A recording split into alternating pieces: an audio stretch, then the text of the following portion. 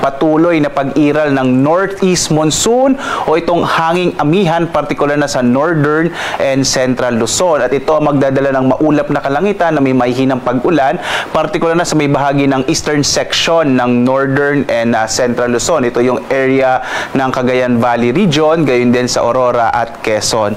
Samantala, makikita natin yung mga kaulapan na ito. Ito po ay mula or epekto ng easterlies o yung hangin nagmumula sa Karagatang Pasipiko. Ito nagdadala ng mga kaulapan na magdadala ng malaking tsansa ng mga pag-ulan at maulap na kalangitan, partikular na silangang bahagi ng Mindanao, yung area ng Caraga at Davao region. Samantala, sa nalabing bahagi ng ating bansa, dito sa Luzon, mga isolated light rains pa rin ang mararanasan sa Metro Manila at nalalabing bahagi ng Luzon. Samantala, sa Visayas naman at sa nalalabing bahagi rin ng Mindanao ay asahan ng mga isolated rain showers and thunderstorms. Maglalabas naman tayo ng mga thunderstorm advisories mula sa iba't ibang mga Regional Services Division Office ng Pag-asa kung may mamataan tayong mga kaulapan na maaaring magdala ng mga pag-ulan.